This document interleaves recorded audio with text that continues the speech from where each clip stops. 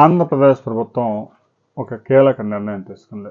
మనం గతంలో కూడా ఒక వీడియో చేయడం జరిగింది. 2019 నుంచి 2024 దాకా అమరావతి రైతుల్ని వేధించిన వైసీపీ ప్రభుత్వం అధికారంలో ఉన్నప్పుడు అమరావతి రాజధాని రైతులు అమరావతి టు అరసవెల్లి పాదయాత్ర ప్రారంభించారు.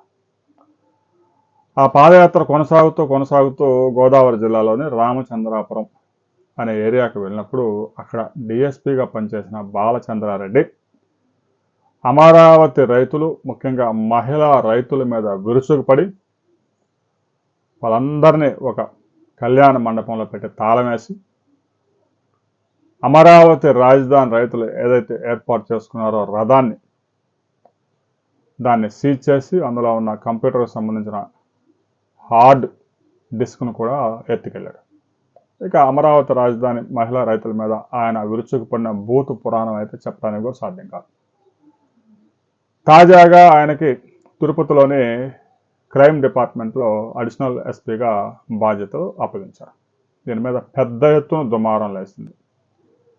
అమరావతి రాజధాని రైతుల్ని వేధించి వారి పాదయాత్ర ముందుకు సాగకుండా చేసి వారి మీదే కేసు పెట్టి అమరావతి రాజధాని రైతులు ఏర్పాటు చేసుకున్న రథాన్ని కూడా సీజ్ చేసి అరాచకం చేసిన వ్యక్తికి ప్రమోషన్ ఇచ్చారు అనే విమర్శలు వచ్చాయి. దీంతో ప్రభుత్వం ఒక వెనకడుగు వేసింది. ఈ ప్రమోషన్ పూర్తిగా రద్దు చేసింది. ఆయనకైతే ఇంకా ఎలాంటి పోస్టింగ్ ఇవ్వలేదు. రాబోయే కొద్ది రోజుల్లో దీనికి సంబంధించి ప్రభుత్వం కూడా ఒక కీలక ప్రకటన చేయబోతా ఉంది. ఏదైతే వైసీపీలో అరాచకం చేసిన పోలీసు అధికారులకి ఇటీవల కాలంలో మంచి పదవులు దక్కుతా ఉన్నాయి.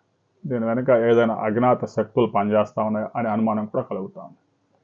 అమరావతి రాజధాని రైతులను వేధించిన వాళ్ళని, తెలుగుదేశం పార్టీ కార్యకర్తల మీద విరుచుకుపడి అక్రమ కేసులు పెట్టి నాయకులను అక్రమంగా జైల్లో పెట్టిన వారిని, వీళ్ళందరికీ మంచి పోస్టింగ్స్ వస్తూ ఉన్నాయి. ఇంకా ముఖ్యంగా లోకేష్ పాదయాత్రలో అరాచకం చేసిన పోలీసు అధికారులు కూడా మంచి పోస్టింగ్లోకి వెళ్తూ ఉన్నారు. అయితే వారిని కూటమి ప్రభుత్వం నియమించడానికి కూడా కొన్ని కారణాలు ఉన్నాయనే విశ్లేషణ కూడా వస్తూ ఉంది. అంటే వారు ఏది చెప్తే అది చేయగల సమర్థులు కాబట్టి వారిని పెట్టుకుంటా ఉన్నారు. రాబోయే రోజుల్లో వారితోనే కొన్ని కార్యక్రమాలు చేయించేందుకు కూటమి ప్రభుత్వం సిద్ధమవుతుంది అనే విమర్శలు కూడా వస్తాయి. దీనికి సంబంధించి మరిన్ని బిగ్ అప్డేట్స్తో మరో వీడియోలో మనం కలుసుకుందాం.